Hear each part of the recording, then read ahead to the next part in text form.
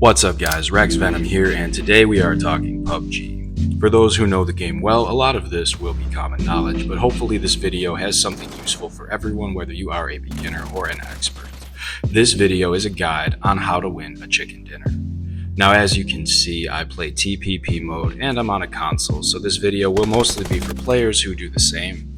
By the way, my new clan tag will appear on the mini-map and there's an open invitation, so let's play. We all know that PUBG can be a difficult experience, especially for beginners with its learning curve. From the realistic mechanics and the recoil patterns to the large maps, PUBG definitely requires a lot of strategic awareness. So here is 10 tips to win PUBG. Tip number 1 is using shoulder aim or soft aim. First of all, when I say soft aim, I am not referring to cheating or using any external programming. I'm simply talking about holding your shoulder fire aim and tightening the crosshair. Shoulder aiming in PUBG is honestly my default. I prefer it over ADS for the most part.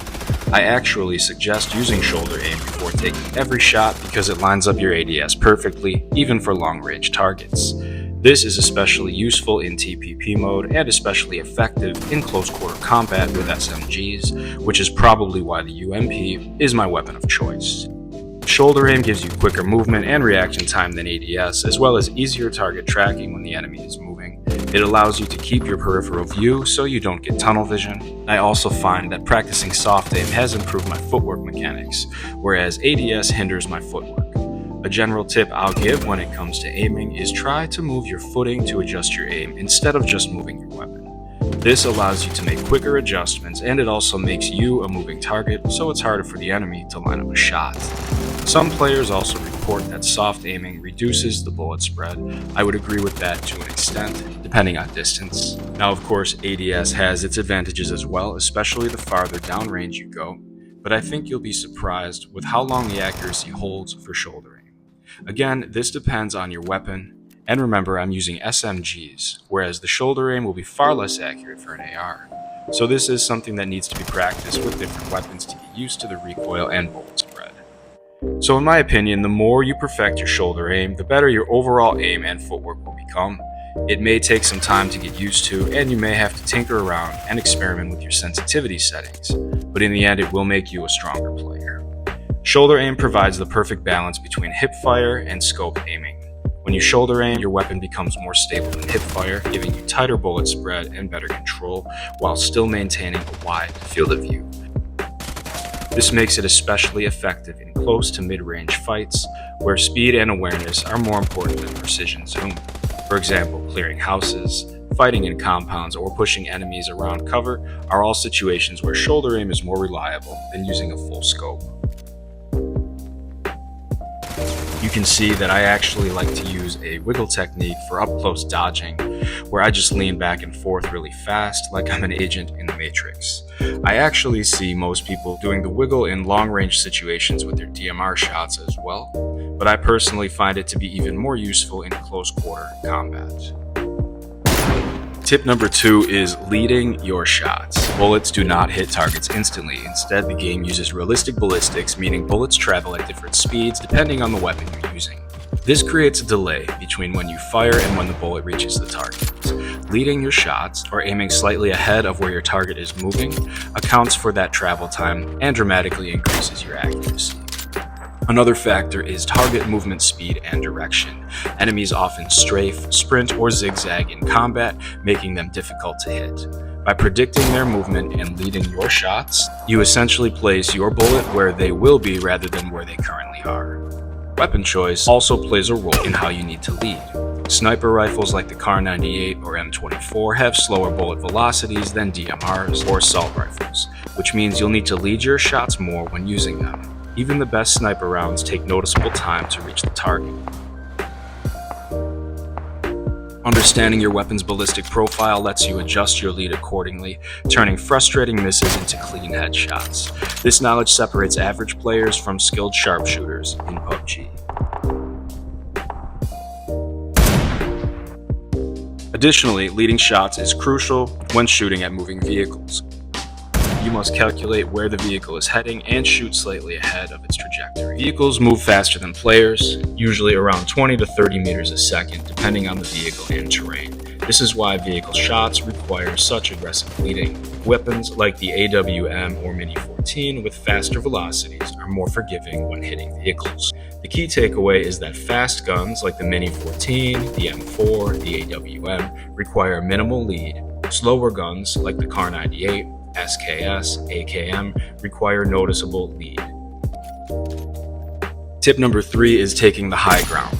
Taking the high ground in PUBG gives you a superior line of sight over enemies. From elevated terrain, you can see further and spot enemies before they see you, which lets you set up ambushes, track rotations, and control key areas of the map.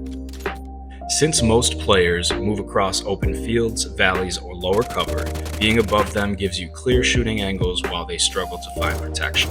High ground also provides a defensive advantage. When enemies try to shoot upward, their recoil control suffers and their field of view is limited by the slope or obstacles around them. In contrast, firing downward reduces vertical recoil and makes your shots more accurate. Finally, controlling high ground gives you circle control and map dominance. High ground often translates directly into higher placement and more chicken dinners. Tip number 4 is pushing the enemy.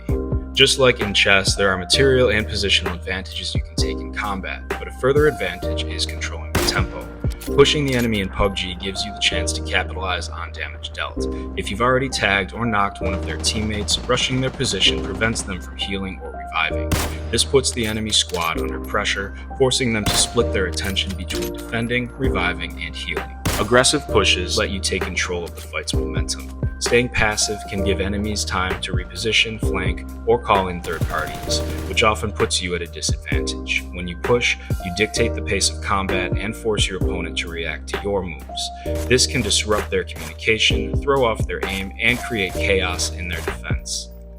A well-coordinated push often overwhelms even skilled players because they're fighting under pressure and limited options. Lastly, pushing can give you a strategic and loot advantage. Eliminating enemies not only clears out a threat, but also provides access to their gear, ammo, and healing supplies, which is essentially critical in mid to late game circles. By moving aggressively and securing kills, you maintain strong positioning, momentum, and resources going into the final stages of the match. In PUBG, decisive action often separates the survivors from the eliminated, and pushing at the right moment is one of the best ways to secure a chicken dinner.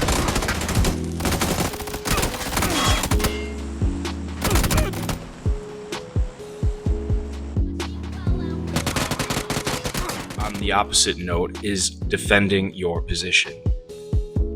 Defending your position allows you to leverage cover and terrain to your advantage. PUBG is a game where positioning often matters more than raw aim. Holding a strong compound, ridge, or building forces enemies to approach you on your terms. By defending instead of rushing, you make attackers expose themselves while you remain protected behind cover, giving you the upper hand in trades and survival. Another key reason to defend is zone control. If you're already inside the safe zone, holding your ground is smarter than risking a push. Defending lets you gatekeep enemies rotating in from the blue zone or force other squads to fight each other before reaching you. By staying put, you preserve resources like ammo, meds, and utility, while opponents are forced to waste theirs trying to break your defense. This patience often pays off in the late game when every grenade and first aid kit matters. In PUBG, aggressive pushes often create noise that attracts nearby squads.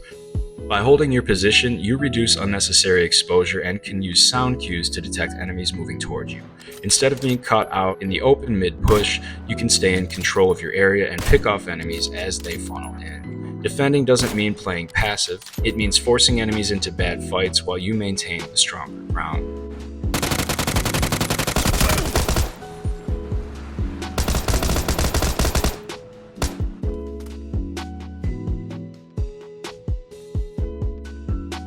Next tip is throwing grenades.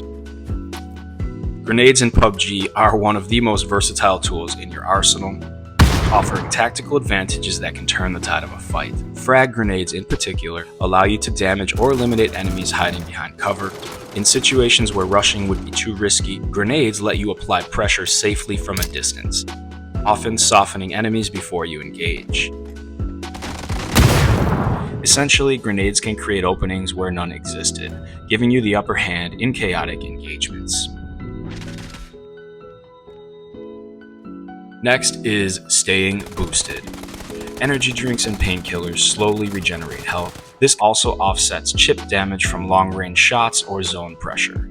Beyond healing, boosts provide a movement speed advantage at higher levels, making rotations and close quarters duels more favorable. That slight increase in speed can help you dodge bullets, peek faster, or reposition quickly during intense engagements. Being boosted often means surviving longer and reacting quicker than unboosted opponents. Next is crouch walking. Crouch walking in PUBG is an essential stealth technique that reduces the amount of noise you make while moving, making it much harder for enemies to detect your position. Beyond sound reduction, crouch walking also lowers your profile, making you a smaller and harder target to hit. Crouching decreases your exposure, giving you better chances of surviving against long-range shooters. This lower stance also helps with recoil control during firefights, as shooting while crouched steadies your aim and improves accuracy, which can be the deciding factor in close-range encounters.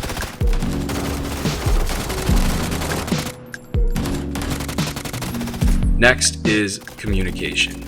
Communication in PUBG is the backbone of effective teamwork, allowing squads to share critical information in real time. By calling out enemy positions, directions, and movements, you can give your teammates the awareness they need to react quickly and efficiently, whether it's rotating to zone, holding a compound, or engaging in a firefight. Beyond just sharing information, communication helps coordinate strategy and roles within the squad. For example, one teammate can suppress while another flanks, or one can throw utility while another pushes. Communication also builds confidence and morale within the team, which is just as important as mechanics in PUBG. Good comms reduce panic, improve decision-making. Strong communication doesn't just make your squad more efficient, it makes you a far more dangerous and resilient force on the battlefield.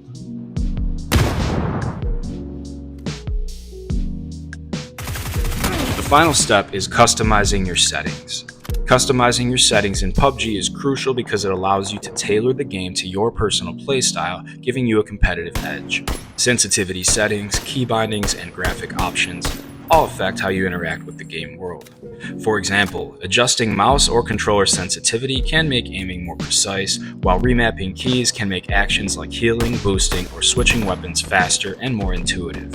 Without personal optimization, you're limited by default settings that may not suit your reflexes or preferred approach to combat. Graphics and display settings also play a major role in performance and visibility. Lowering certain effects can increase frame rates, reduce input lag, and make spotting enemies easier, especially in dense foliage or distant landscapes.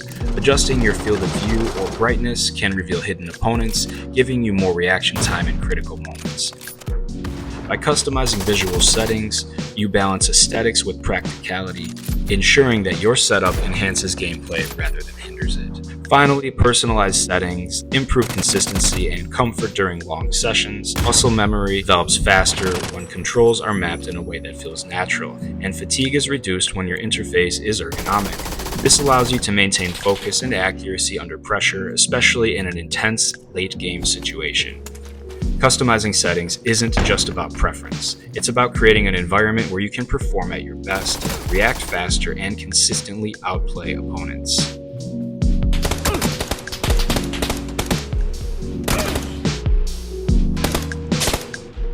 Thank you for watching my tips. Feel free to like and subscribe, and we will catch you on the next one.